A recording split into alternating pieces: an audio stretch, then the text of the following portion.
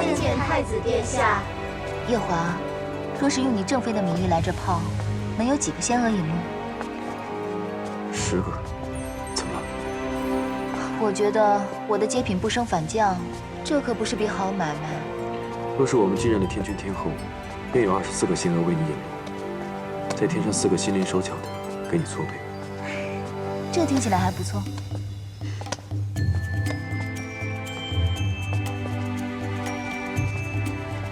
参见太子殿下。此处竟有酒喝。这些酒是国酒，如果阿离要喝，你可以喂他喝一点，但万不能让他喝多了。时令的蔬果们也都可以给他吃一点，但每样只能吃半个。你这既当爹又当娘的，真是不容易。这么多年，习惯了。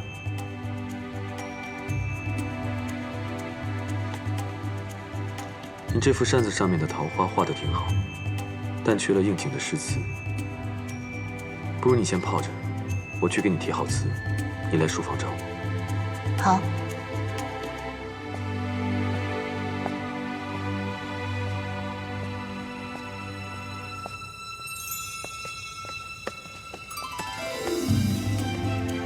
娘亲，父君怎么走了？不同我们一起泡吗？天将降大任于你父君，你父君去接大任了。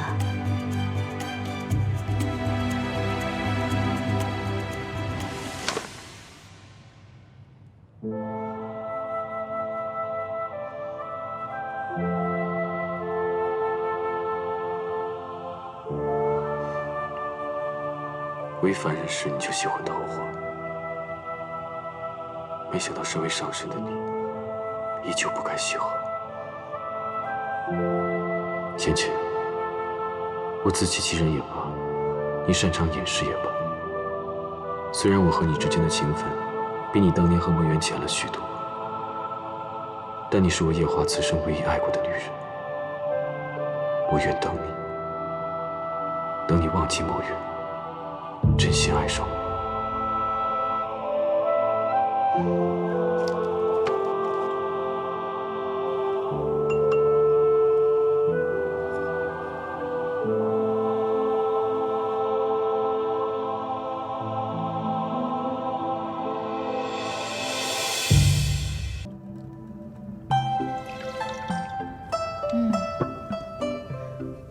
上神请用。刚刚是梅子酒，这杯呢？回上神，这是枇杷果酒。枇杷果，我在青丘的时候最喜欢同阿离吃枇杷了。是啊，我娘亲最爱喂阿离吃枇杷了。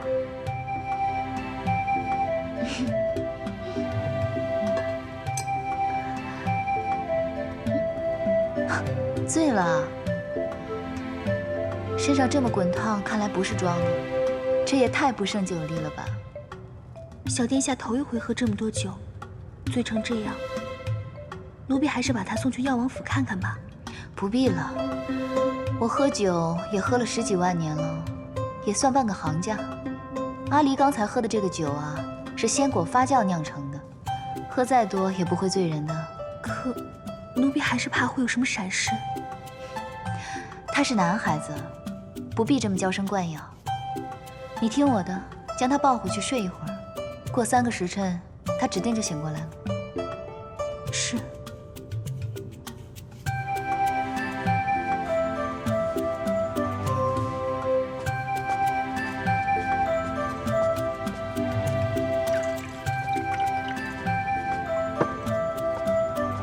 上神请用。这小婢女竟对救主如此忠心，她的救主已经走了有2、300年了吧？回上神，奴婢并不清楚洗无宫的事。太子宫中的事情，你们都不知道吗？奴婢只听说当年洗无宫发生了桩事儿，当时的仙娥和侍卫们都被天君贬居下界仙山了。看来天君为了掩盖这件事，还真是想得十分周全，连仙娥都换了。难怪我在青丘只听说夜华极宠爱素锦，宫中再没有任何妃子，才理所当然地以为他唯一的儿子是素锦生的。老身此番初次来到天宫，并不熟悉这里的路，还请这位仙娥带路，去太子殿下的书房。上神请随奴婢来。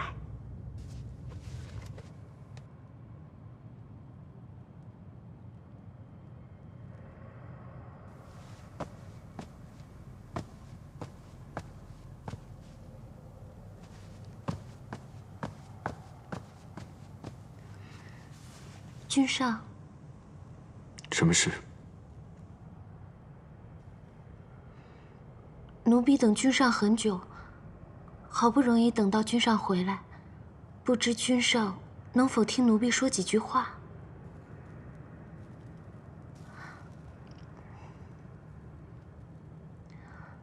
当初妙清因为救了小天孙，因此侍奉了君上几日饮食起居。这算是妙清的福分了。可是妙清因此却要求君上，让奴婢来洗梧宫做婢女，妄想能得到君上的垂青。这是妙清的错。妙清决定今日离开九重天，回到东海。今夜就将这一盅羹汤，当做妙清最后为君上做的了。不知君上能否把它喝下，算是了断君上与妙清的这一段缘分呢？本君与你并无缘分，但你与阿离有救命之恩，你我也算是主仆一场。这个汤，就算是了断吧。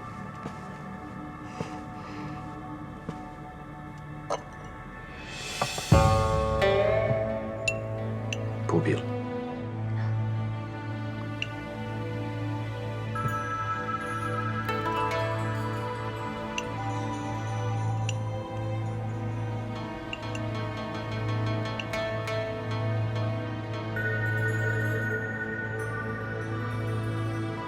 你是不是很想本君喝下去？这汤是妙清亲手做的，自然希望君上能够喝下去。这也是妙清的一番心意。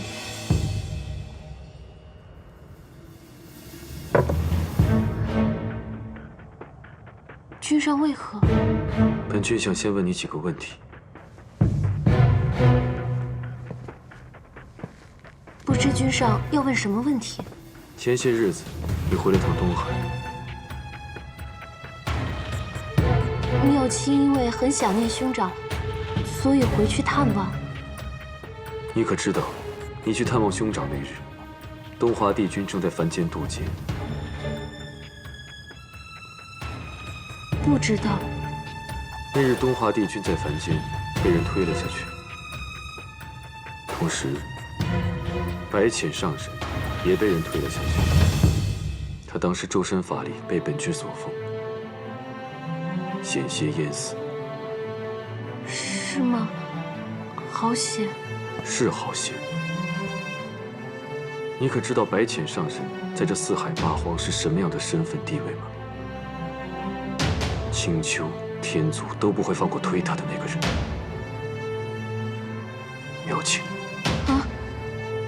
你真不害怕你们东海你的兄长会因此获罪吗？你真不怕你会因为谋害上神被永坠畜生道吗？妙清一时糊涂，求君上恕罪。若不是你对阿离有救命之恩，你真以为你能活到今日吗？是妙清糊涂，求君上恕罪，君上恕罪啊！再来，你告诉我，这汤里面放的什么？这汤里是能让君上喝下之后与妙清欢好。这么厉害，谁给你的？是奴婢从凡间买的。凡间？你真以为凡间这种药对本君管用吗？妙清只是……君上，臣妾听宫娥们在议论，说君上在责罚妙清妹妹，也不知妹妹究竟犯了什么错，但想必一定是并无恶心，可能是太过思慕君上所致。还望君上能看在妹妹曾救过阿离的事情上，饶过她这一次吧。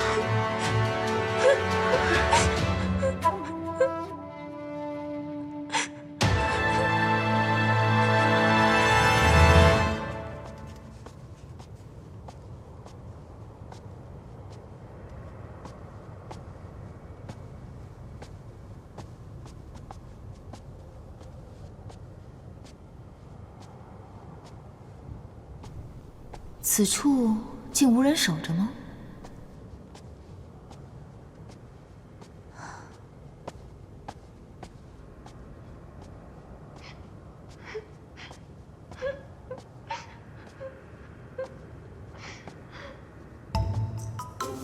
该不会当头鸿运又让我撞上别人闺阁斗趣吧？夜华虽冷漠沉稳些，到底血气方刚。这天上的一众仙娥又都生得不错，但夜里对着一案的枯燥公文，定然十分烦闷。晃一抬头，见着一位眉目似画的小仙娥在一旁红袖添香，自然是要云雨一番。我还是避一避吧。浅浅，你这一来一去的到底要做什么？那扇子我已经贴好词了，你进来拿吧。罢了，倒是要看看你能瞧上的仙娥是如何仙姿。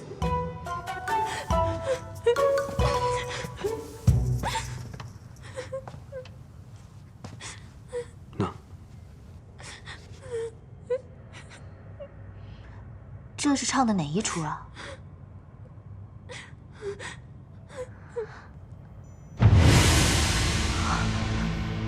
好美的一双眼。可惜这小仙娥虽生的也不错，却配不上这双眼。你这双眼睛，生的倒是不错。苏苏，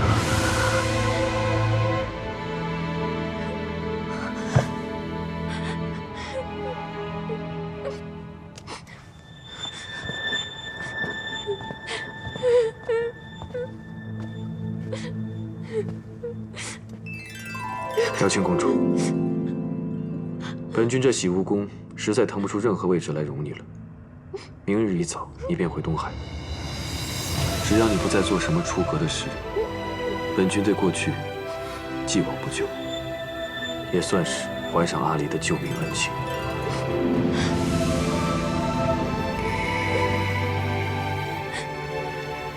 素锦，你倒是很重情义。如果你实在舍不得妙清公主，不如向天君请一道旨，请天君将你一同嫁去东海，你看如何？君上，是妙清一时迷了心窍，才会用下了秦瑶的羹汤来勾引君上。君上，不管你怎么罚我，我都不会反抗的。哪怕是每日领7妻49道天雷劈石，妙清都不会怕。只求君上不要让妙清离开这洗梧宫。妙清这一生的夙愿，就是能留在君上身边，一辈子伺候君上啊！娘娘，娘娘，上回妙清认错了你，你帮了妙清一次，这一次，请您再帮帮妙清吧，娘娘。妙清公主既然跪了我，如若我跪回去，也是拉不下这个脸的，少不得要说两句。你说。其实这个事情，真的不是妙清公主一个人的错。你当初明明知道她对你有情，还要把她带到天上来。我知道，你是为了报阿离的恩，让她躲过她的婚事，等她想清楚了再回东海。但她不一定是这样想的，她一定觉得你对她也动了心。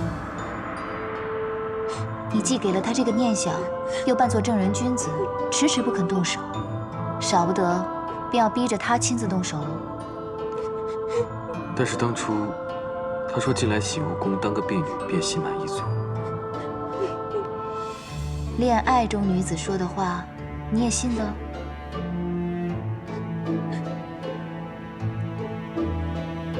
听老身一句话，还是尽快回东海吧。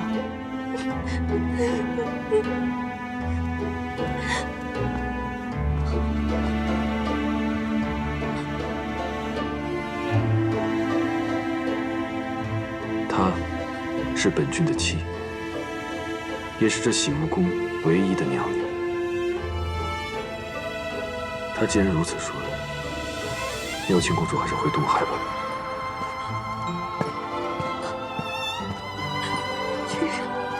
君上，君上！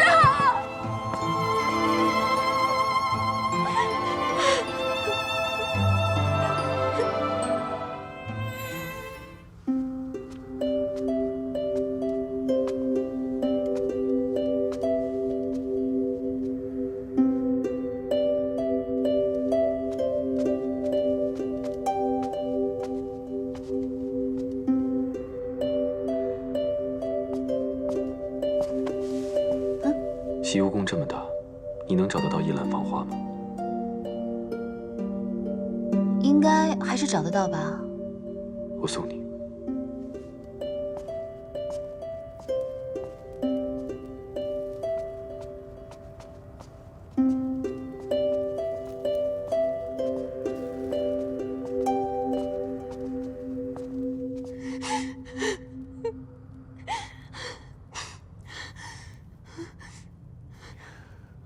娘娘，娘娘，求娘娘救救君上，都是娘娘让妙清这么做的呀！娘娘，你说，是本宫让你这么做的？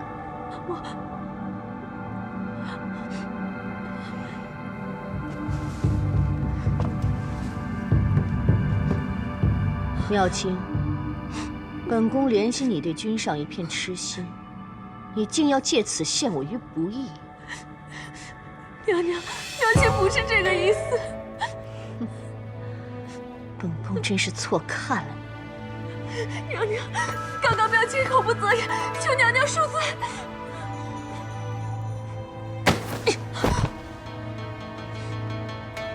既然君上已经让你离开，你也别耽搁了，现在就走吧。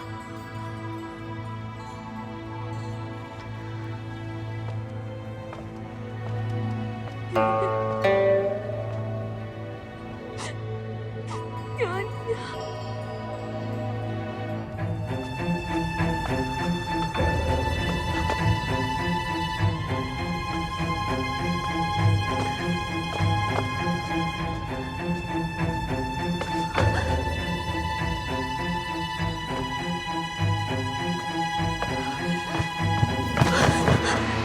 娘娘，你没事吧？娘娘，还顺利吗？星罗，我终于知道，为何夜华会对他如此紧追不舍。娘娘，你在说什么？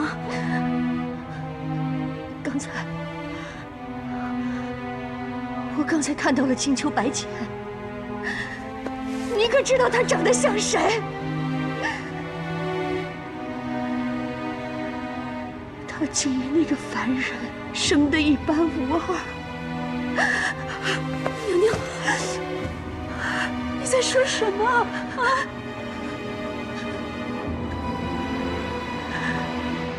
素素，就是素素，他竟和那个素素生得像极了。娘娘。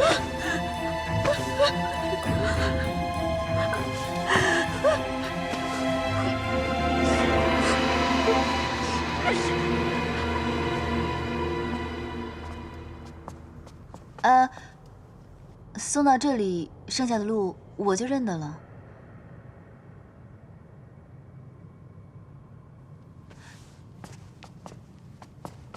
哎，接下来的路我真的认得了。我送你到这里面，不是真的为你带路，我是想问你，你为什么让那个公主回东海？不是你也希望她回东海吗？只是因为如此吗？你这样问我，我倒不知该怎么答你了。果然如此。果然什么？我没有忘了之前对你的承诺，我会记得帮你纳几房侧妃的。只是，既然你不喜欢这公主，那便让她回东海就是了。说起来，这公主心机确实沉了些，今日能对你下情药，改日不知道会做出什么惊天动地的事情来。这后宫还是清静点的好，你说呢？我原本就不该问你这话，方才将你叫入屋内，是为了让你促一促，却未想到你由始至终只是在看热闹。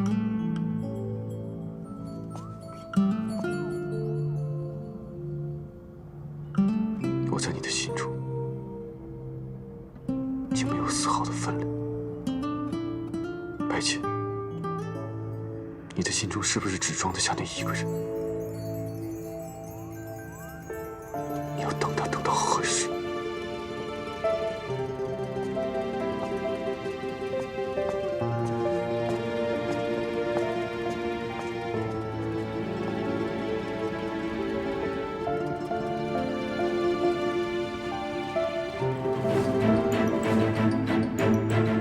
上神！上神！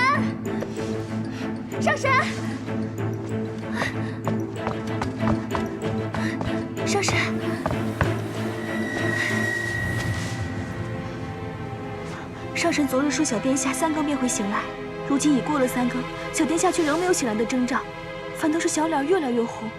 奴婢急得很，也没有别的法子，才来惊动上神的。等闲的小娃娃喝了果酒，确实睡到3更便能醒过来。看来我是高估了阿离了。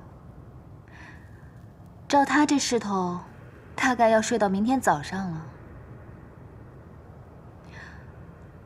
不过你看他这小脸红扑扑的，说明酒意正发出来了，你不必担心。你该不会自打昨日抱了团子，到现在眼睛都没合一下吧？放心吧，我等下渡他些仙气。保证明天起来又是一个活蹦乱跳的团子。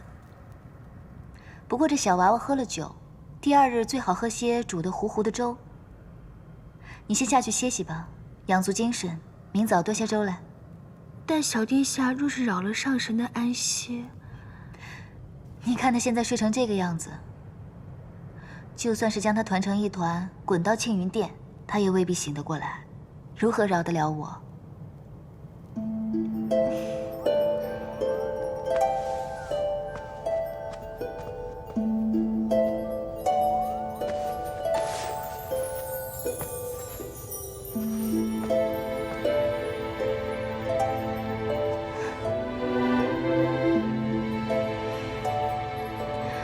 照顾小孩子真不是件容易事，这夜华也真是颇有耐心呢。来，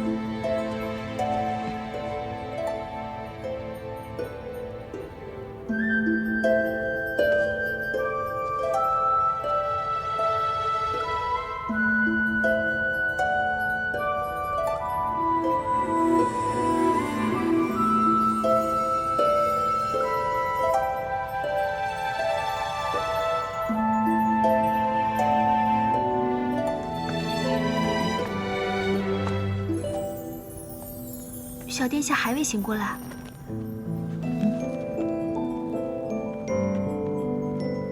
真是辛苦你熬了这碗粥了。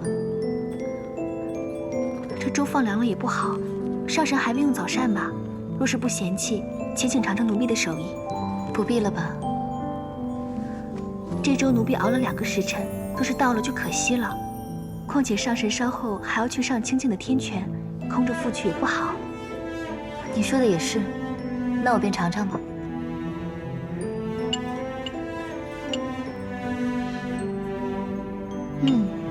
果真是好手艺。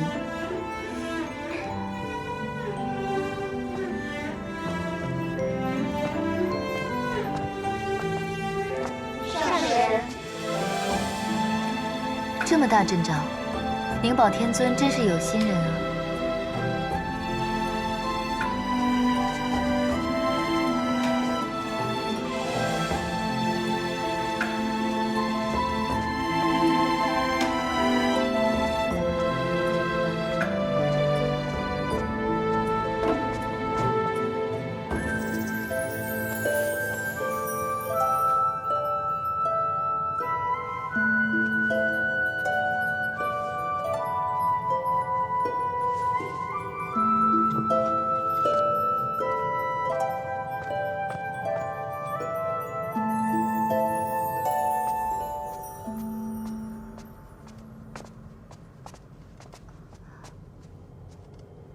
娘娘，本宫晨间散步，受一股纯然的仙气指引，不经意就走到了这儿。怎么，这一览芳华里来了什么贵客吗？回娘娘，是白浅上神。是青丘的那位姑姑。你怎的也不去我宫里通禀一声？回娘娘，君上吩咐，任何人不得打扰姑姑。不用怕，本宫明白你是个老实人，只是你不懂，本宫是这洗梧宫唯一的侧妃，而姑姑她又是未来的太子妃，这于情于理，本宫都应该去拜见才是。娘娘，君上吩咐过，任何人不得靠近一览芳华。只是今日青丘的这位姑姑来了，作为晚辈，我不去行礼问安，这岂不是会坏了我们天宫的礼数？况且我也许久没有见过小殿下了，恰好去看看。可上神已经去上清境了，小殿下也还歇着，娘娘就别进去了。上清境？灵宝天尊的上清境，不是已经关闭许久，竟重新开了吗？君上说上神在异界大战一场，受了伤，这才去天泉疗伤。是吗？那本宫更要替君上好好招待这位上神了。那晚些时候本宫再来。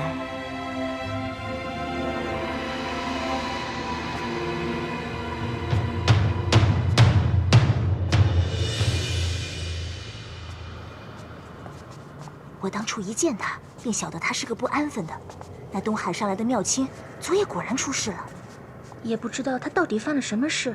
听说昨天夜里，我们娘娘还去为那妙卿求了情，在君上的书房里跪了半夜。娘娘还真是万中无一的娘娘，人长得美，性子也和顺，却不知君上为什么从来也瞧不上她。我分到娘娘殿中这么长时间，却还没见君上来过一回呢。唉，娘娘不容易，真是不容易啊。是啊，娘娘这样善良慈悲，将来怕是要吃青丘那位上神许多苦头。听他们说完，你可听说青丘那位上神，像是已有14万岁了？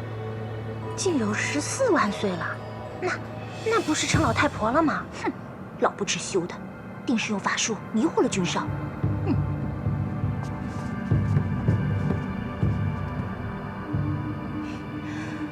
我依稀记着，这天宫里有一道规矩，是不得妄议上神，是不是？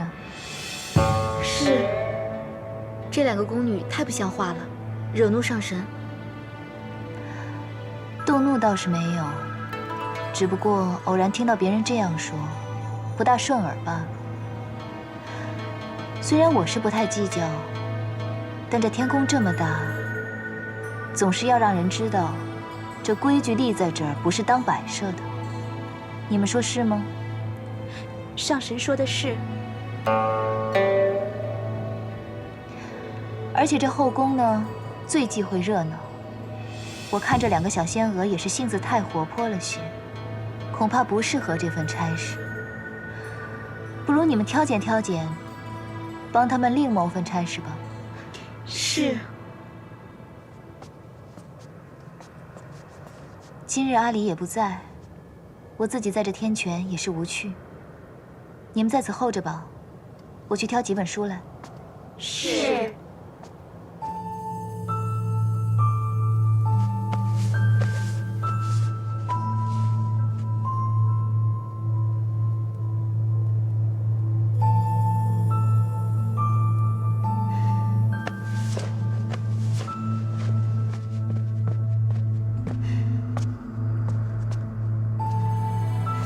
你是不是给阿离喝酒了？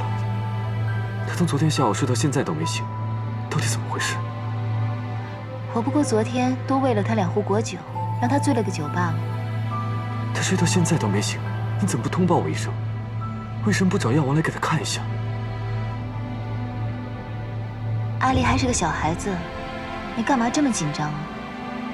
我小的时候去偷喝折颜的酒，醉了4、5天都没醒，我爹娘也没怎么样。再说了，阿离不是个男孩子吗？你这么娇生惯养他，免不了长大了他要娘娘腔的。阿离不是你带大的，所以你就一直将她当成祭司看待。如果她是你亲生的，你还说得出这种话吗？没错，老身自然生不出来这么一个活泼讨喜的孩子来。只可惜生了阿离的那位烈女子，已经跳下了诛仙台。老身师承昆仑虚，修的是逍遥道，自然没修得一副菩萨心肠，带不好你的阿离。我记得夜华君的那位侧妃，心地倒是善良的很，肯定能将阿离照顾得很好，免得在我这里吃亏了去。你不用说这种话来气我，你知道我不是这个意思。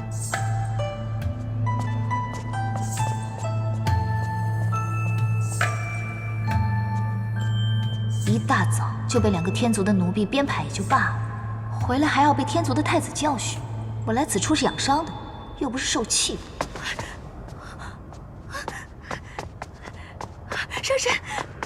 上神可见到，方才是谁从这院子里出去了？怎么了？慢慢说。上神责罚奴婢吧，都是奴婢的错。上神对小殿下这般好，就算是奴婢的主子再生，也会感念上神的。此番若因了奴婢，让小殿下栽在素锦娘娘手里，那奴婢就……你刚刚说团子栽到素锦手里，是什么意思？是奴婢着急了。方才上神前脚刚刚走，素锦娘娘就来了，说是受了仙气指引，来一览芳华看看贵客，顺便看看小殿下。那素锦来见我？是。可君上早在300年前就说过，素锦娘娘是不得靠近一览芳华的。素锦娘娘这些年也一直遵守着规矩，可今日不知怎么的突然就来了，奴婢死活拦着才将她拦住。没想到我刚去后院打水，回来就发现小殿下不见了。你先别担心了，抱走团子的是夜华，跟那素锦没什么干系。上神说的可是真的？我骗你做什么？若真是那素锦把团子抱走了，我早就去抢回来了，还留在这安慰你吗？那便好，那便好。不过话说回来，看你如此提防素锦，这素锦可是与团子他亲娘跳下诛仙台这件事情有什么干系吗？天君明令了，任何人不得提起此事。当年知道这件事的仙娥，都被派去各仙山，不在天宫了。好了，你不必说了，我也懂了。他们现在在哪儿？你便带我去看看吧。若团子无碍，我便将他抱回来。是。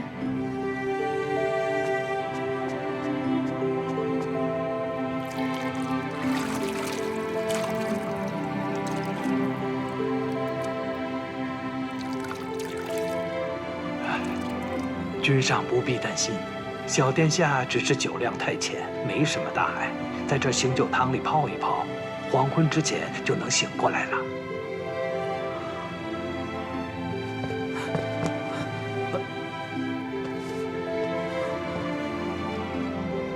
阿离怎么了？回三殿下，小殿下就是酒量太浅，多喝了2口。啊？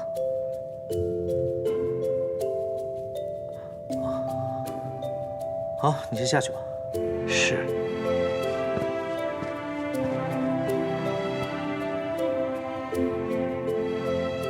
哎，方才有人跟我说，你火急火燎抱着阿离从一览芳华冲出来，我还以为小阿离出什么事儿了呢，让你如此忧心。啊。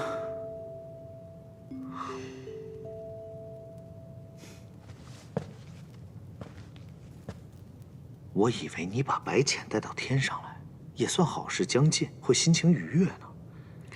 可看你这脸色，也没好到哪儿去啊。是因为要做新郎官焦虑了？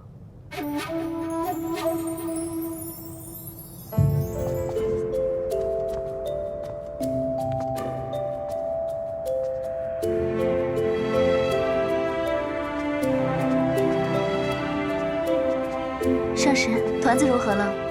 回上神，小殿下如今已醒了。醒来了，为何不跟你一道回来？君上说小殿下方才泡了药汤，今夜就留在紫宸殿了。那今天就不送过来了？罢了，我还是去看看吧。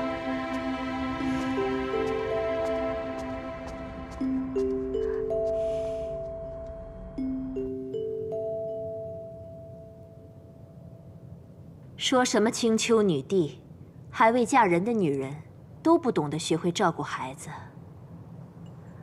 阿离才这么小的年纪，就为了这么多的酒，睡了一日一夜，都不觉得内疚。若是以后嫁入洗梧宫，怕阿离是没有这样的好日子过了。青丘的人大多善吃酒，他并非有意而为。是啊，我娘亲她就是觉得我爱喝，就宠着我，让我多喝了几口罢了。还娘亲呢？谁教的？白浅上神。她就是娘亲，是父亲画上的那个娘亲。画上的。回娘娘，臣妾前2日见到姑姑时也吓了一跳，确实很像。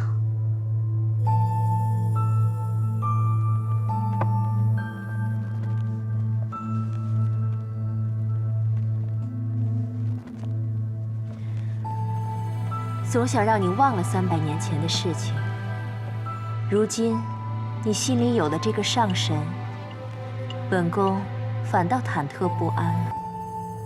夜华，你告诉娘，你是心里真有这位青丘白浅，还是把她当做那个凡人了？母妃多虑了。夜华的妻子，便是天君赐婚的白浅，儿臣从未把她当作别人。那就好，那就好。你作为侧妃，于情于理都应该拜见一下这位上神。臣妾今日便去了。不巧，姑姑她去了上清境天泉，明日一早，臣妾便再去一趟。好。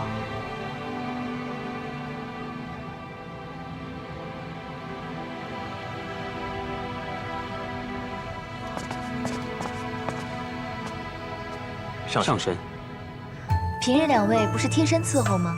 今日怎的守在殿外了？君上在殿内和乐须娘娘在一起。乐须娘娘，夜华的母妃。正是。上神找君上有什么要事吗？也没什么要紧事，就是想来看看阿离。那要不要属下去通报一声？不必了，我迟些再来吧。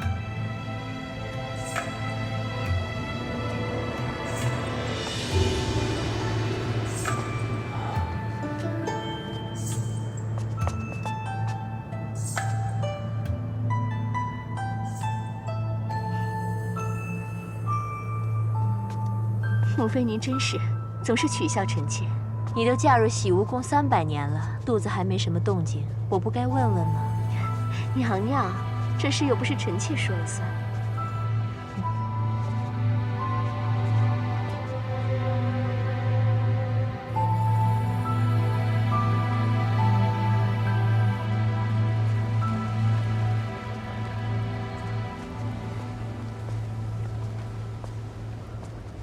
白真上神，不必多礼。折颜可在里处？上神从昨夜来，就一直守在大哥身旁。他从不会因此乱了方寸。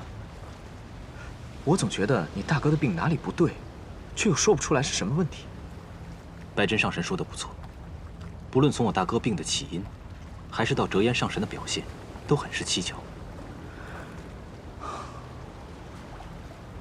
不说了，先带我进去。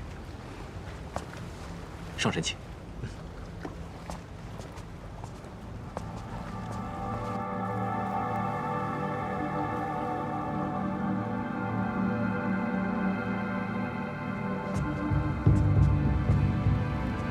上神，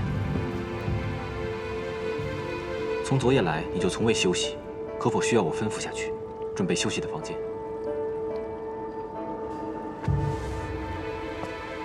不必，我已经有法子救他了。稍后我会离开几个时辰，回来的时候会带一位使者，负责调养你兄长的身子。多谢上神，多谢上神呐！小儿病了600多年了，终于有得救了。可否请你们回避一会儿？是。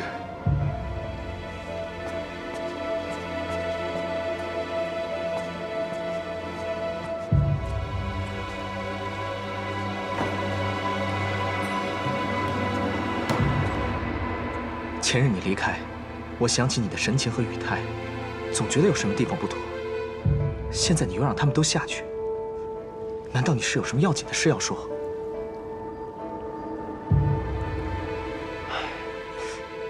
你倒是说呀！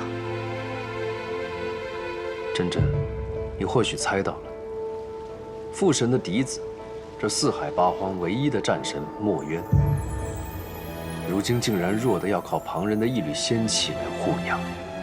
墨渊？你说他是墨渊？是他，也不是他。墨渊就在这里，他在西海已经600年了。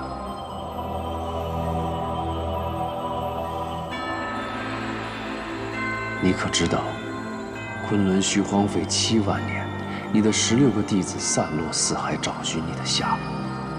你可知道，你的小17为了保住你的仙身，每日1碗心头血，养了你足足7万年。墨渊，你终于回来了。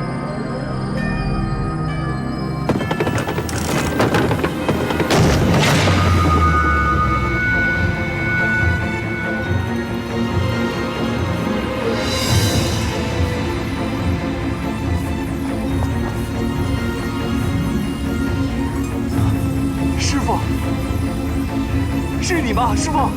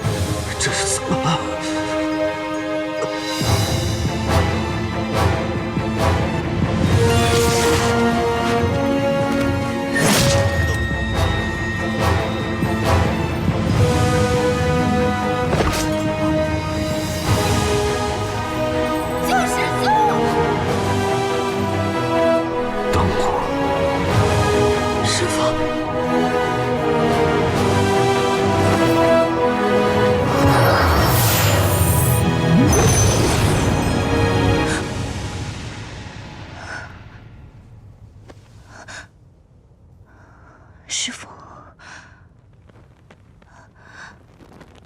好久没有梦到弱水河一战了，我这是怎么了？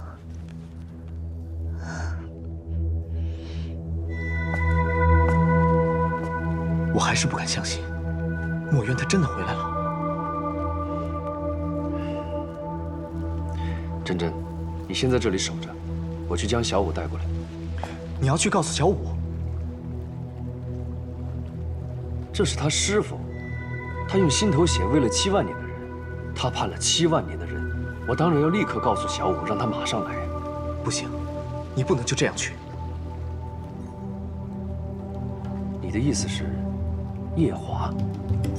对，我就是害怕夜华会多想。你要记得，他是天族太子，如果他知道自己的未婚妻这样对待别的男人，就算那个人是他的恩师，这也不妥。可夜华早已经知道墨渊的存在了，大紫明宫一战，就是他将小舞和墨渊给救出来的，你忘了吗？这不一样，就算他见到墨渊的仙体，也肯定知道墨渊已经魂飞魄散了。可如今墨渊的元神就在这儿，总有一天是要彻底返回昆仑虚，重振天族的。这可不同，此时的墨渊对他来说，是一个真真正正活着的人。你说的倒也不错。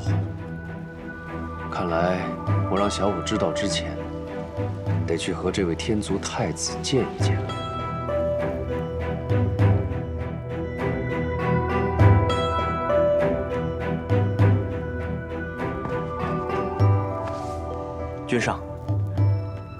君上为何今天脸色如此难看？无妨，何事？哦，折颜上神来了。折颜。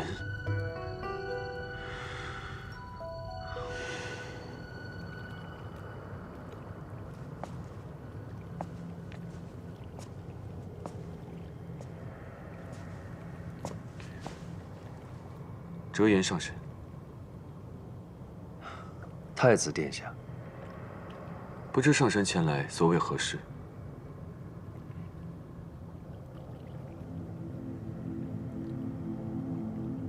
墨渊要醒了。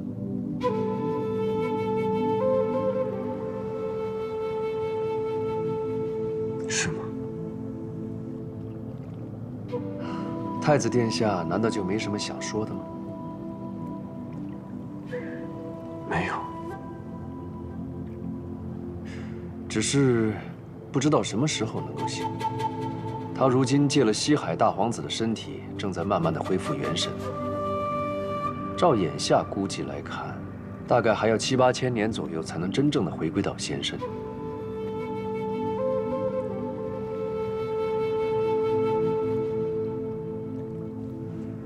昨夜我去看墨渊的元神时，忽然想起小舞他拜师的那一年。他初次上昆仑虚，就是我带他去的。那时他听说墨渊是个战神，开心许久，还以为墨渊一定是那种有着3头6臂、气吞山河的上神。没想到拜完师后，他竟然还难以相信墨渊竟然长得如此模样。喂，你真没讹我啊？他真的是四海八荒唯一的战神墨渊啊！怎么，你都已经收了人家玉清昆仑扇了，也拜了师傅，难道后悔了？可他长得真的不像战神。我何处不像战神了？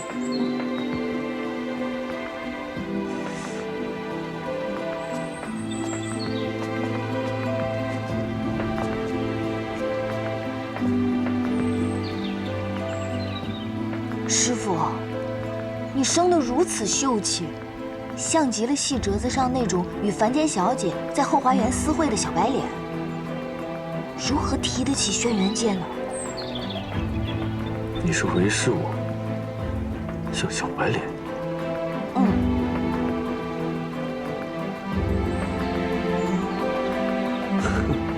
墨渊呐，墨渊，我这次真的送了你一个好徒弟，日后你可有的受了。哼。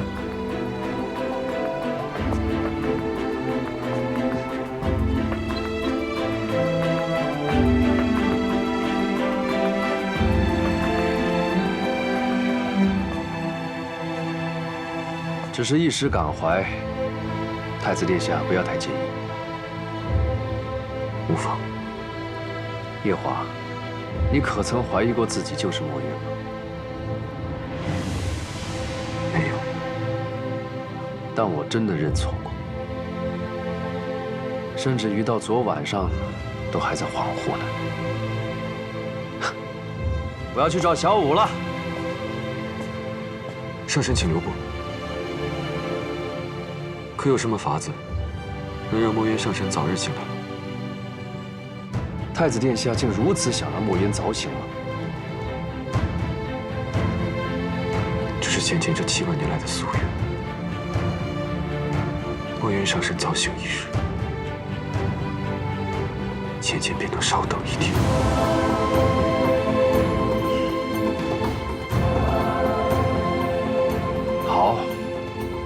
那我就坦白告诉你，如果想让墨渊早醒的话，首先我需要劫破灯。劫破灯。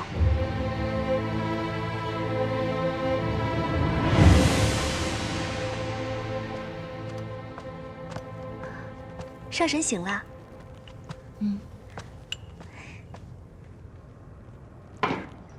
你先洗把脸，我这就去为你准备早膳。不必了，我想去趟紫宸殿，陪团子一起用早膳，他应该会欢喜的吧？是呀，小殿下可喜欢上神了，一定会高兴的。我这就带上神去。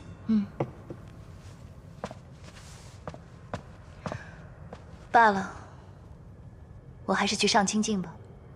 上神怎的不去陪小殿下了？毕竟不是自己亲生的，稍有怠慢又要被人批评，还是避避嫌吧。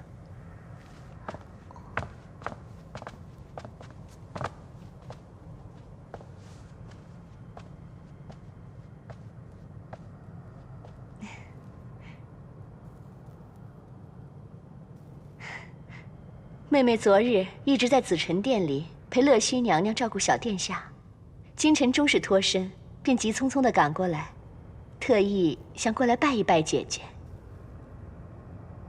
你既然这么急着来拜我，为何昨日初见时不拜，现在才拜？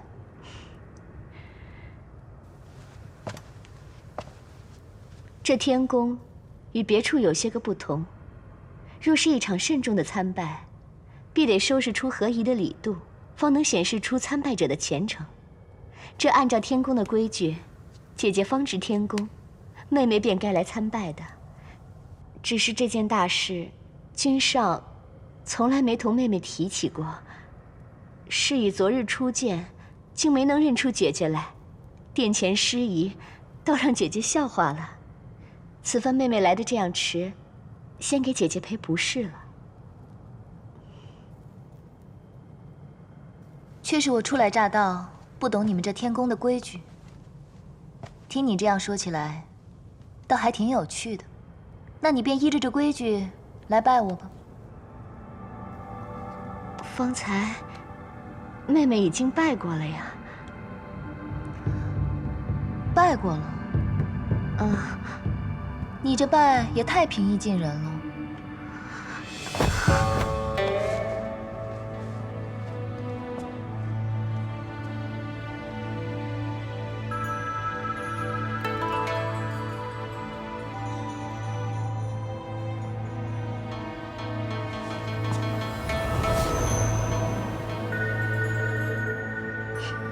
你这又是做什么？方才那一拜，妹妹是依着侧妃拜正妃的规矩；现在的这一拜，却是要拜恩人。姐姐这几个月来对阿离的照拂，妹妹实在是感激不尽。阿离打小便失了母妃，因着姐姐的容貌，错将姐姐当成自己的娘亲。如此失礼，还望姐姐你能多担待些。担待倒不必，我很喜欢他。君上对阿离的母妃用情很深。当年阿离的母妃跳诛仙台，君上便跟着一同跳了下去。被折颜上神救回时，在紫宸殿一躺就是60多年。姐姐，你看，这一揽芳华丽满院的桃花，就是君上为了纪念阿离的母妃所种下的。君上这200多年来，没有一时是愉悦的。姐姐，你既然同阿离的母妃长得像，妹妹觉得这实在是个缘分。方才的这一拜，也是盼着姐姐你能够早日同君上成婚，以慰藉君上那颗已经死了一半的心。这侧妃倒真是机灵得很。这是要说我青丘白浅能得夜华如此倾心相待，只是因为和阿离娘亲长得很像。亏得我在凡界游荡时瞧了许多这样桥段的戏本子，方能入木3分地领会他这个话背后的意义。你既和我推心置腹地说了这么许多，我也应当同你讲几句心里话。姐姐，请说。素锦，你心里所求的东西，并不是人人都想要的。做神仙，还是不要太聪明的好。姐姐说的话，妹妹听不太懂。听不懂是吧？听不懂的话，回去闭门思过几日，自然便懂了。是。先别急着起来，我还有几句话要提点你。我这个人呢，一向受四海八荒众仙朝拜，依的是我们青丘的礼。你若说要来正经的拜我一拜，需提前3日沐浴更衣，吃斋焚香，3日后方可向我行3跪9叩之礼。这礼是麻烦了些，但若是你那夫君夜华来拜我，我也是受得起。只是我一向不喜欢小仙们这样来拜我，我觉得太过繁琐，一手心意到了便可。所以你下次若是说来正经的拜我，还是行我们青丘的礼，不必跟我提天宫的规矩了。都是妹妹疏忽了。再者，我阿娘之前并未给我添过什么妹妹，你年纪轻轻叫我一声姐姐，叫得我心里不太舒服。所以，你还是跟着规矩，叫我一声上神吧。上神，你退下吧。是。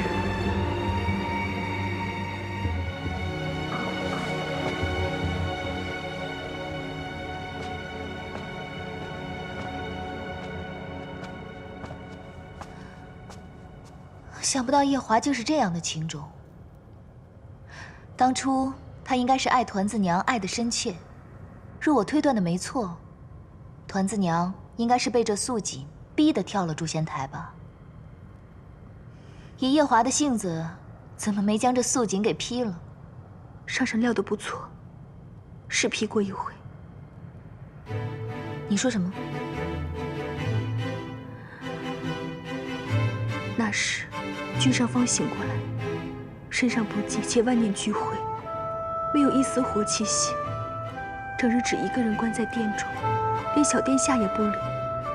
可不过2个月，天君便令一顶轿子将素锦娘娘抬进洗污宫。那一日，君上将一把冷箭刺入她的胸膛，天君及时赶来，将她救了回去。后来，他由天君保着，成功入了洗污宫。君上一直把他当成养着我家主子眼珠的一个罐子罢了。眼珠？他那双眼珠，便是从奴婢命苦的主子身上偷来的。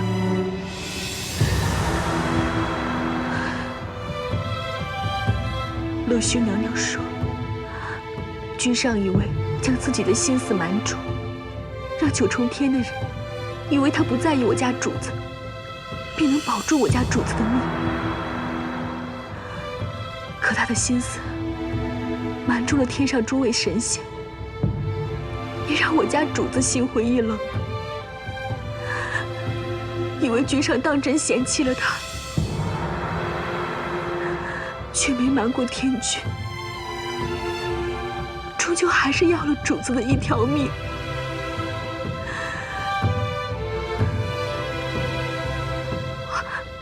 奴婢失言。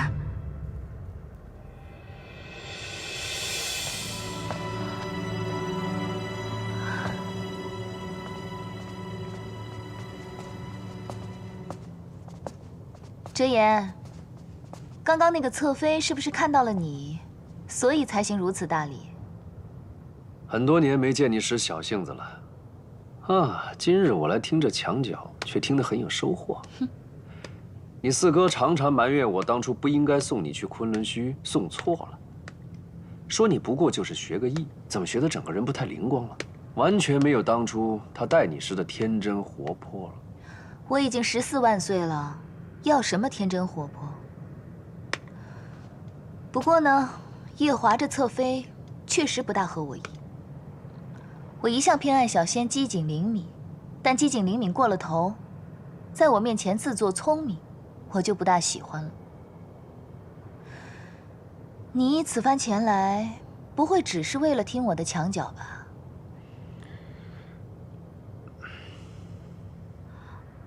奴婢先去上清静，后着上神。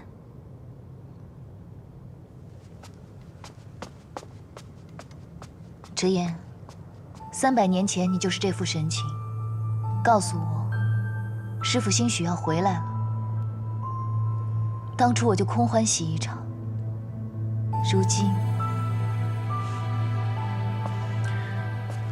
如今，我告诉你，墨渊真的要回来了，你也不寂寞。你当真不是在骗我？丫头，这次绝对不是骗你的。前些日子，我跟珍珍去了趟西海，办了一趟事情，在那里遇到了西海大皇子。那时候我就发现这西海大皇子身上的仙气很不一般，于是我就施了仙法，查探了一番。结果查探下来，竟被我发现他是2个人，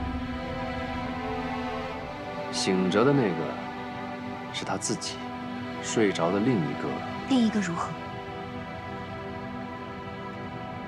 另一个便是你师父墨渊。你怎么知道的？你年少时也曾跟我学过这门法术。西海大皇子身上沉睡的另一个人，我随着他的源头追随过去，查出他是由一片一片破碎的灵力结合而成。试问这四海八荒，还有谁能够凭着虚无缥缈的灵力，将一个破碎不堪的人一片一片的重新结合起来？那也就是墨渊才有这个本事。再则，他是父神的嫡子，我是父神养大的，从小我们2个便在一起，他的仙气，我自然是熟悉的很。从前你曾经跟我提过，说墨渊灰飞烟灭之前，曾嘱咐你们10几个师兄弟等他。我一直以为那是他留给你们的一个念想，直到昨夜我见到他，才真正叫我佩服。墨渊这辈子从没让人失望过，这才是峥嵘男儿的本色。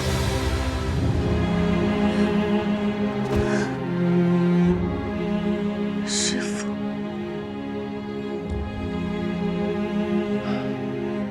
他花了7万年才到今日这个模样，如今还有一点散，需要借旁人的仙力继续调养。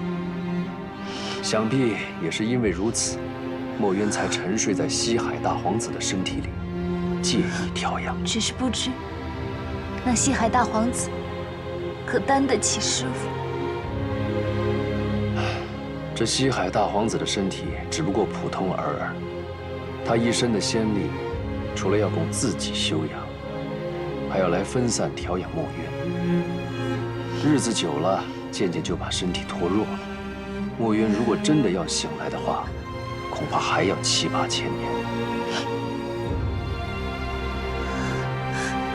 只是，这师父为何要挑大皇子？墨渊选择西海大皇子，自然有他的道理。我还记得这西海大皇子年幼时曾经欠下墨渊一个恩情，此番就当是他报恩吧。何况这西海二皇子本来就是你大师兄，就当他哥哥替弟弟报了师恩。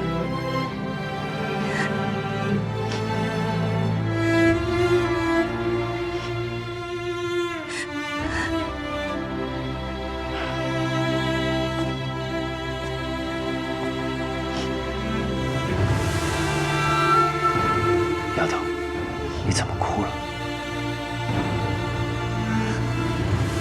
这件事情，我心心念念了7万年，我真的怕又是空欢喜一场。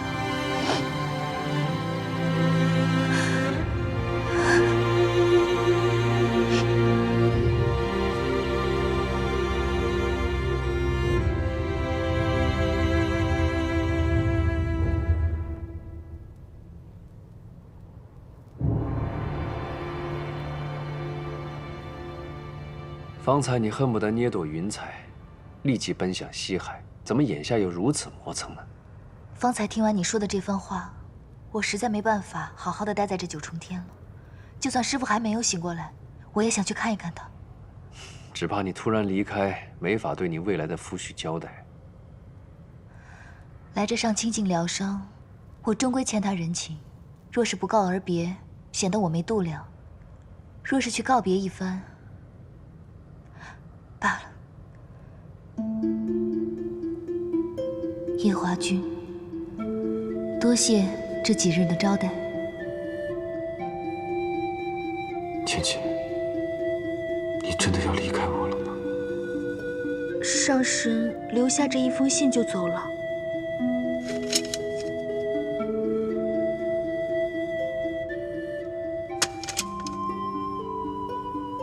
他可还有什么话吗？一句话也没有。看上去应该是家里出了什么要紧事，红肿着一双眼睛，也来不及看眼小殿下就走了。去吧。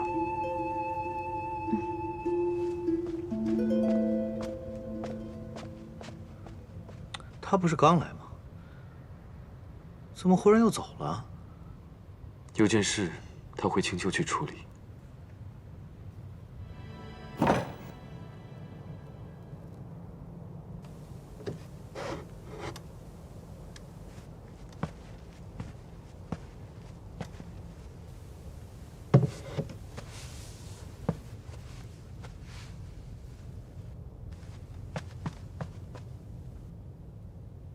夫君，你怎么又将这结盆灯拿出来了？你当初不是说这灯一直燃着，娘亲就会回来吗？如今娘亲已经回来了，这灯还有什么用吗？夫君得将这灯送到一个地方，有人等着用的。那夫君快去快去，要用灯的人一定等得很着急。夫君送完灯能去找娘亲吗？阿离，你的娘亲是青丘女帝，她有很多重要的事情要处理，不可能日日陪你在天上。阿离明白，只是阿离好想念娘亲。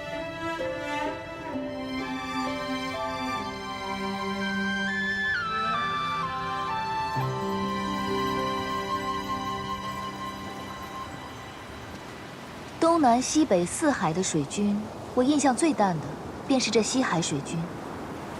当初与大师兄闲聊时，他说从他爷爷那一辈开始，近2代的西海水军都为人十分低调，才令得西海一族在四海八荒都没有存在感。唉，就是这么一位低调多年的西海水军，却为他大儿子做了一件很不低调的事情。他儿子不是已经病了600年了吗？儿子病了，请人来医就是了，能做什么？这600年前，西海水军为了治他儿子，四处张榜告知。水军，小仙告罪。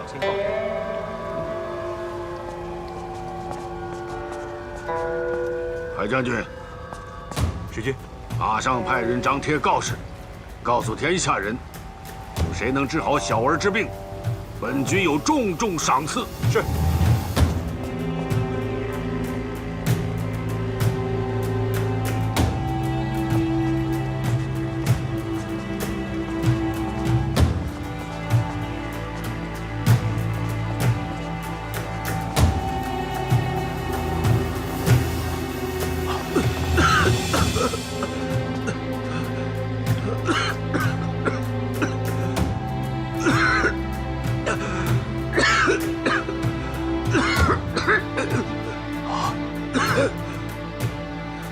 大皇子，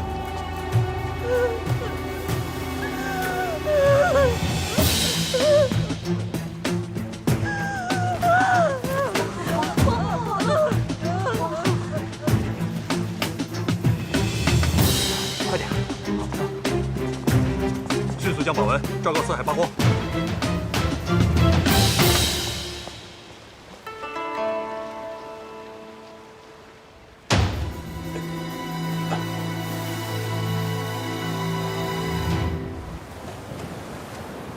你为何要凑这个热闹？哼，就在前些日子，你四哥偶然间听到你大师兄提起这件事情，自然就想到了我，要我去帮一帮他。难怪这四哥看在大师兄的面子上找到了你。你以为呢？要不是因为你，我又怎么可能会出来呢？冥冥之中，也算是大师兄帮着师傅找到了你。若不是你，怎么会那么容易找到师傅的魂魄？冥冥中自有注定。若要墨渊的身子骨恢复得顺遂，那蝶庸的身子必须好好照料。接下来的日子就要辛苦你了。这本就是我该做的，谈何辛苦？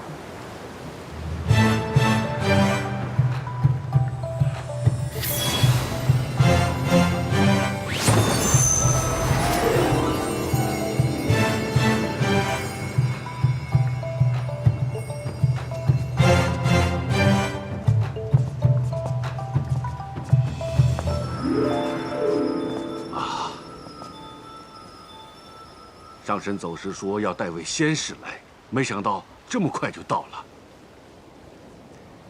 这位仙使是专门负责料理大皇子那种病患的，我不在这段时间，就由他来照顾大皇子。那就有劳仙使了。好说好说。二位请。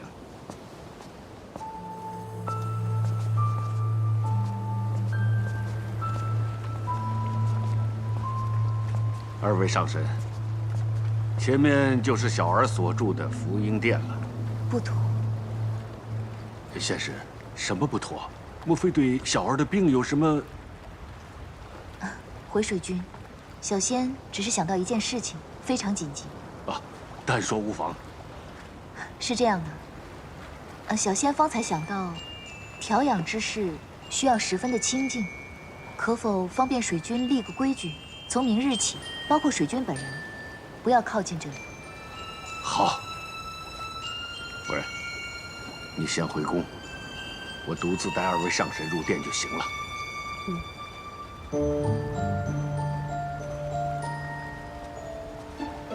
二位请。怎么了？我怕碰见大师兄。西海水君，不知二皇子现在身在何处呢？哦，昨天昆仑虚来了信函，说蝶峰已经到了那里，这2天恐怕回不来。二位请。回不来，哪怕他回来了，如今墨渊都要醒了，害怕碰见你大师兄啊。再说吧。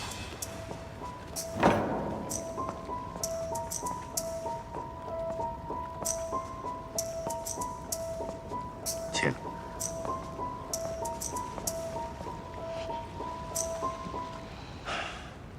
你眼下定是想急着见到墨渊，但又害怕见。去吧，你都等了7万年了。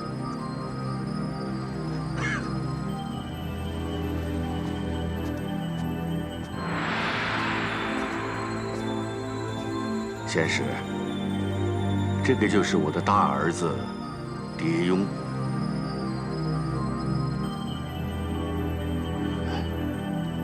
蝶庸，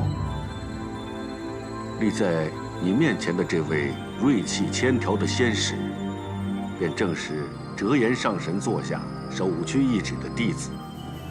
今后，你的几百年不遇的顽疾，便全权仰仗这位仙使来打理了。多谢仙使。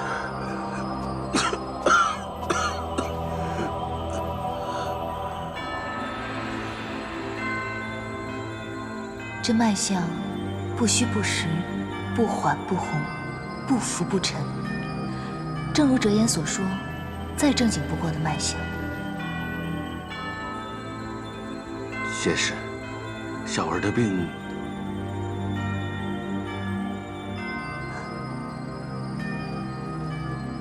有劳水君去殿外面等等我，我等一下要使用仙法，探究一下大皇子的病根。这仙法需要清静。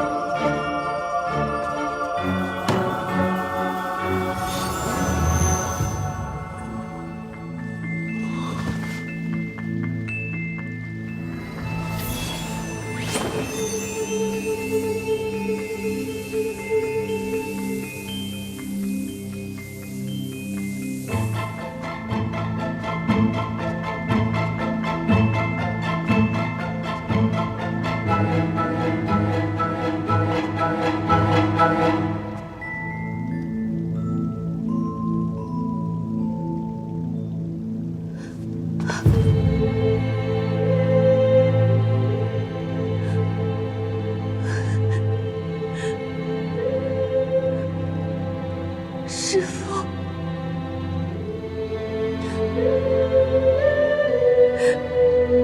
之前就听哲言说过，师父您在这。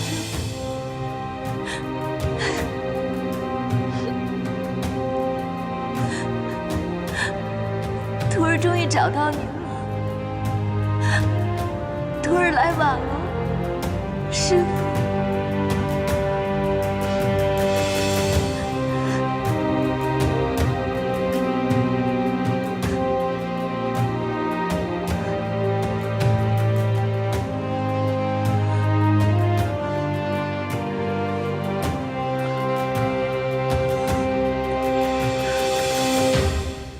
哭什么呀？难不成我这病没治了吗？就算没治了，你也用不着伤心的哭啊。别哭了，医不好我不怪你就是了。我是喜极而泣。你这人，我原本以为你是心肠软，不曾想你看到我受苦却很开心呢。也没有多开心。大皇子，还是早点歇息吧。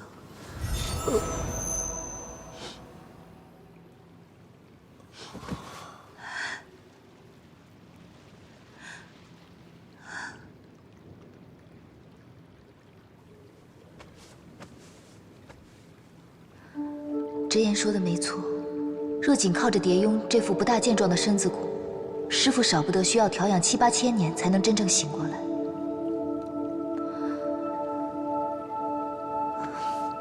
不过，若能借得天族的劫魄灯一用，再将我身上这14万年的修为渡他一半，便能助师父早日醒来。看来，还是要回一趟九重天，亲自见见天君了。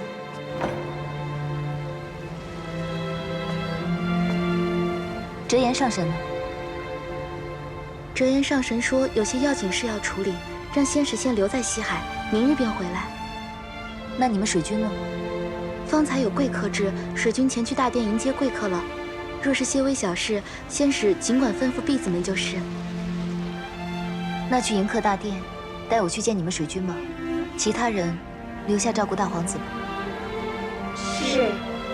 仙使，请随我来。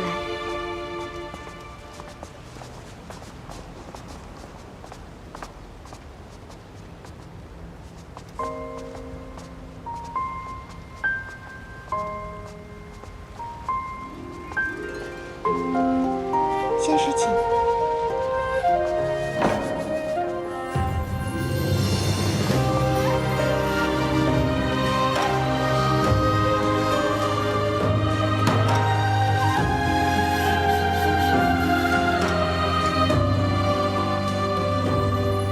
阿离不是你带大的，所以你就一直将他当成继子看待。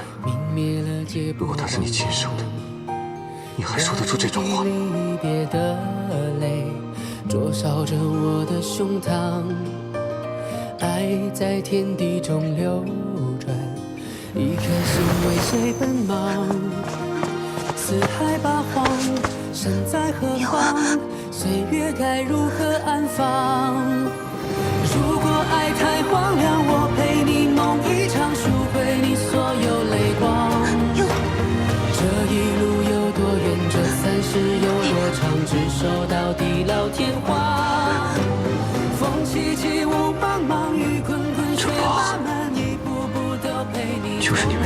人留下的吗？牵着手，别惊慌，管明天会怎样，哪怕注定流浪，哪怕海角天涯。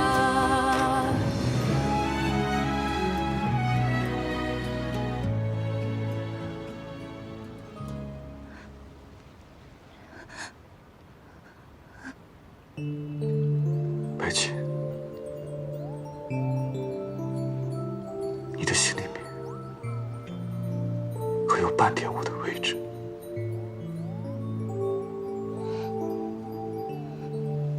你等了他7万年，现在他回来了，你的心中当然没有别人的位子，是我妄想了。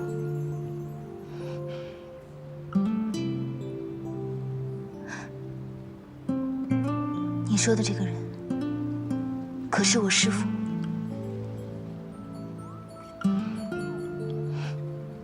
师父回不回来，与你有何干系？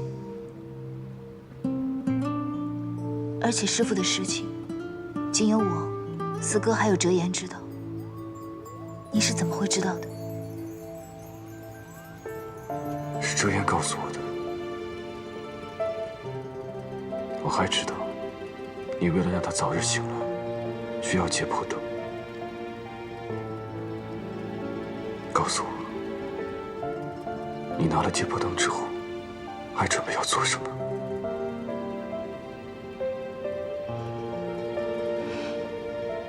去营州拿神之草，然后将自己的修为炼成丹药，给蝶用服下。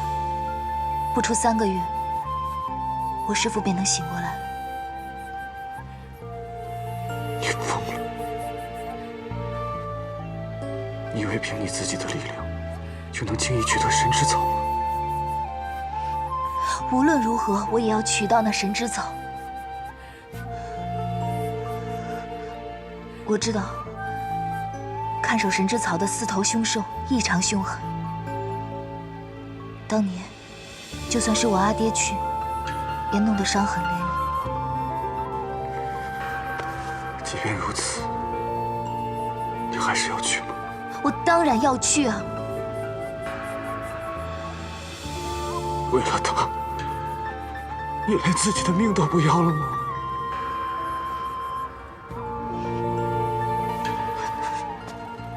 夜华，你此番来得正好，我刚好有事要与你说。我们那纸婚约，不如就此废了吧。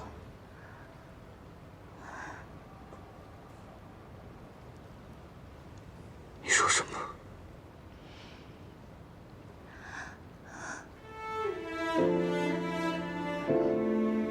我早就听说，天君会传位给你。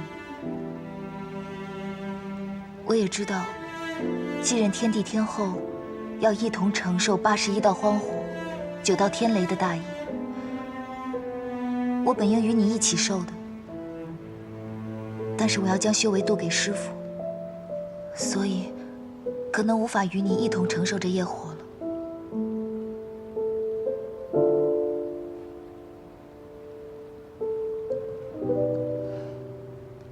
其实当初，你我本没有什么干系的，只是因为那桑吉做错了事情，让我们青丘颜面尽失。天君怕两边下不来台阶，所以才定了你我这桩亲。如今便由我青丘去退婚，所有前尘往事也不必分得那么清楚了。我明白了。今夜你来我房中一趟吧。解破灯不在天国，在我手上。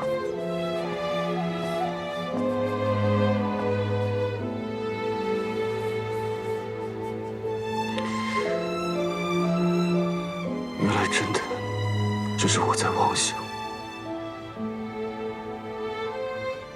可是，我我欠了你多少，你又欠了我多少？怕是早已乱成一团，理不清。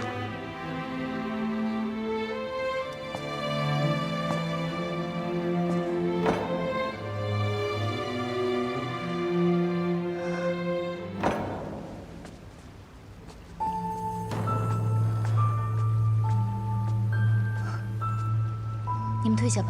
是。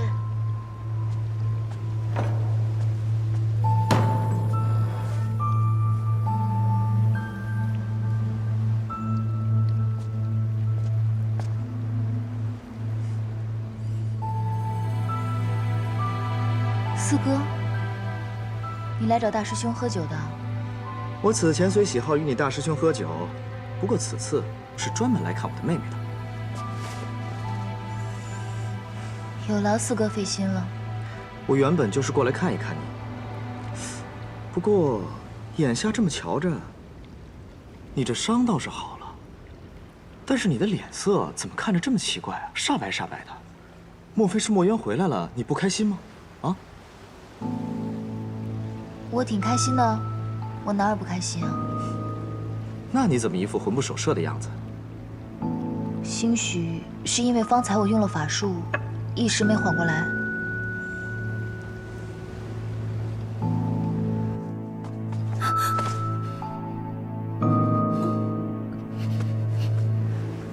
好了，同你说吧。不过，是因为团子同叶华生了一场嫌气。之前团子在我那里喝了2口果酒，谁知道小孩子酒量那么差，他醉了7、8个时辰都没醒过来。我觉得这本不是多大的事情，叶华看到了就同我生气了，还说我没把团子当成亲儿子来照顾。我一时气不过，就说了些重话，我让他去找他的侧妃照看他儿子，别再来找我。那阿离才多大一个娃娃呀？你给他喂了那么些酒，醉了7、8个时辰都没醒过来，也不派个人报叶华一声。而且你这个当后娘的，也不知了去向。他若心中没有半点起伏，那委实也是个人才。按照你的性子，往常这种事也就当个笑话罢了。可这次却赔了一身的风度，还端出了他那个侧妃，卯足了劲儿刺激他。你这么反常的行为，该不会是吃醋了吧？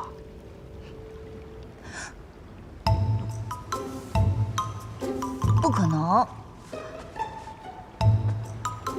不过，我上9重天这2日，气度确实大不如前了。看见那素锦侧妃全身都不对劲，也受不了叶华他说了我2句。莫非我真的是吃醋了，还醋了这么久？你果然是吃醋了。不会吧？我整整大了他9万岁，如果动作快点，孙子都有他一般大了。我还想着帮他纳几房貌美的侧妃呢。四哥，若我真的对他有感觉的话，当时他向我表白的时候，至少我心里应该有感觉吧？什么？他竟然向你表白了？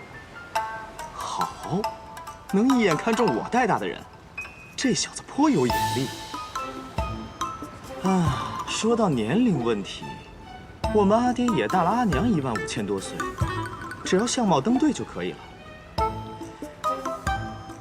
你们俩的相貌就很登对。说到娶侧妃这个事儿吧，从前哲言心心念念的也要给我娶一个夫人，可是娶了很久都没有娶成。他应该是觉得这4海8荒没有哪个女神仙配得上我。你呀，天生就是少根筋的，于风月之事本来就不在行。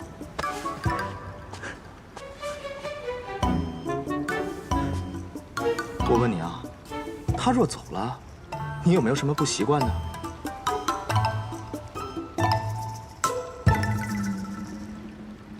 叶华初来青丘的时候，确实是不习惯的，但想着反正日后要同他成婚，都要住在一处，所以便随着他去了。白天的时候，他拉着我散步；他批公文的时候，我在旁边嗑瓜子；晚上再陪他下2盘棋。我想着，反正日后成婚，千秋万载都要这样过，也就渐渐习惯了。不过方才你这样一问，我倒想起来了，夜华来青丘之前，我到底是怎么过的？今日看来啊，你10有8九是瞧上夜华了。不过你也不用这么纠结，夜华他既然当时立下了誓约，若日后他不遵守的话，哼，那这样看来我就放心了。那我先走了。哎，四哥，你放心什么呀？那他真的违背誓言吗？那我该怎么办啊？说我是真的对夜华动了心，那我白潜这14万余年，岂不是越活越回去了？竟会对这个比我小9万岁、等闲该叫我一声老祖宗的小子默默动心？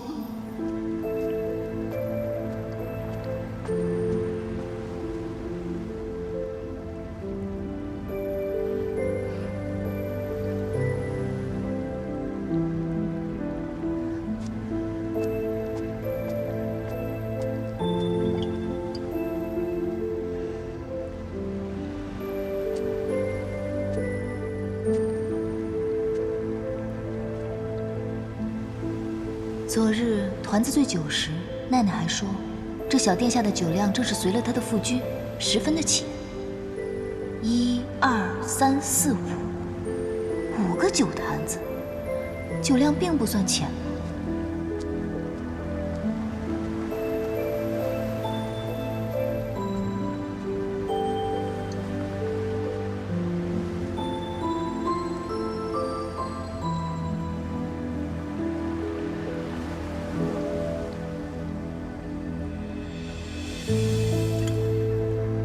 你是来拿解剖灯的。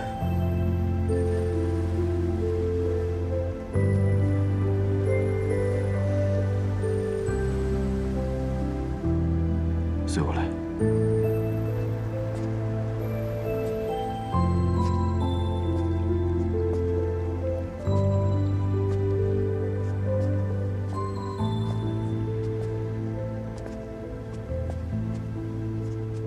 解剖灯在此。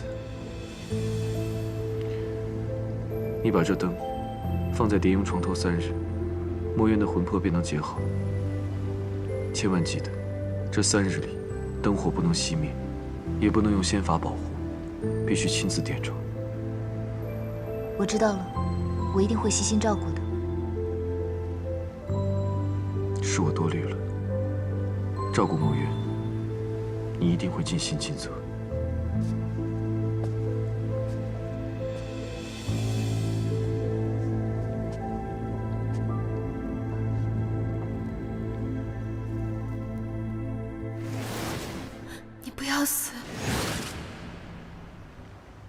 这灯上有凡人的气息，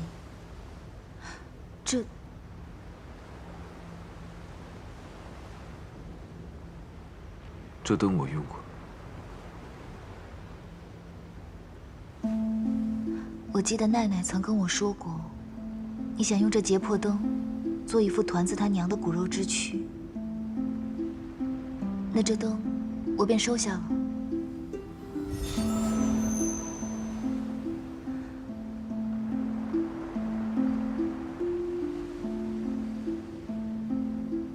我知道，这结魄灯是天族的圣物，你就这样轻易的给了我，可有什么不妥吗？本来这次来借结魄灯之前，我还想着，借了这灯，青丘和天族的债就算是一笔勾销，两不相欠了。但你这么轻易的就把灯给了我很感动。你帮了我这么大一个忙，我应该要回报你才是。你需要什么吗？你可以告诉我，能帮的我都会尽量帮你。我没什么想要的。你真没什么想要的？那我便先回去了。我想要的，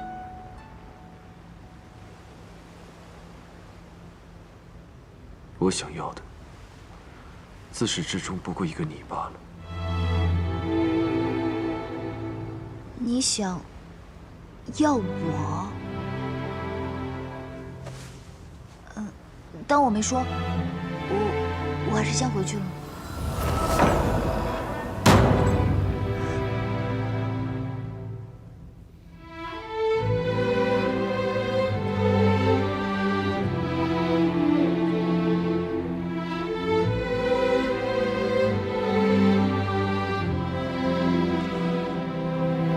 夜华。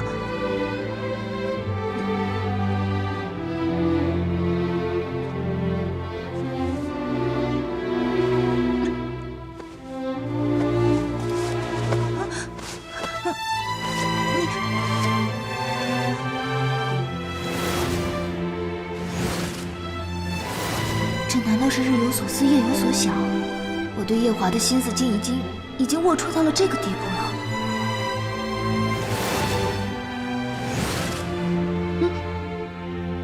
我的衣服呢？我嫌麻烦，用法术变走了。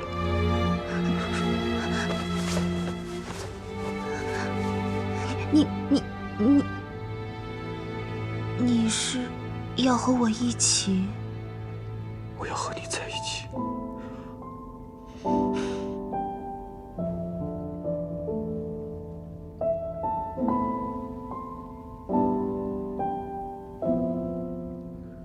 今夜也许是我这一生最后一次完完整整的拥有你，哪怕你的心里只有墨月。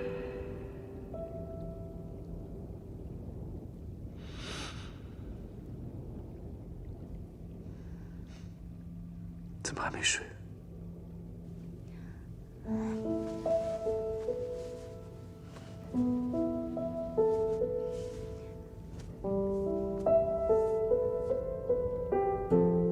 以前总听四哥说起你的威名，说只要有你的战士，没有不所向披靡的。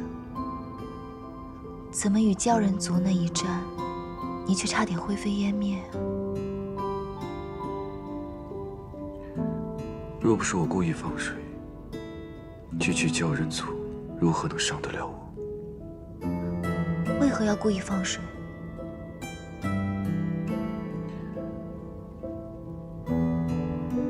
我这一生从未羡慕过别人，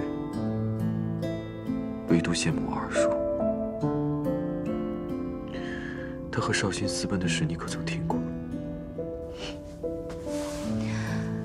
他和绍兴私奔的事情，你忘了？我可是当事人之一。二叔求人得人，虽然过程坎坷，但是结果最终圆满。天君虽宠爱他，却从未立他为太子。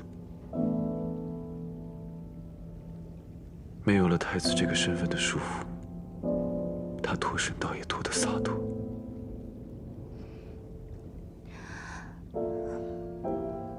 那你呢？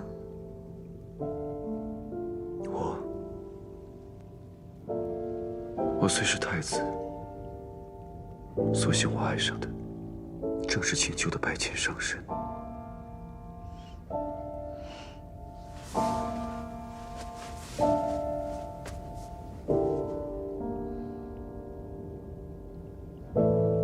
芊芊，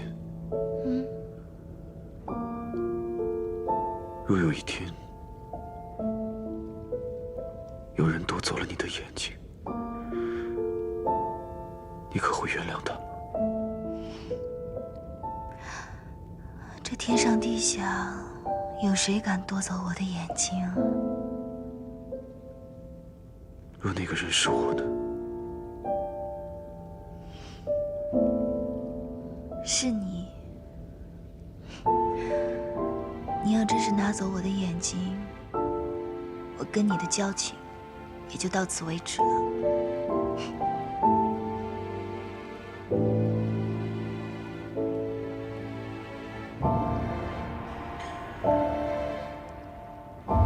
那几波灯，你要记得，3日不灭，少1个时辰都不行，也不能用仙法保护，必须亲自盯着。我知道了，我一定会小心谨慎的，放心吧。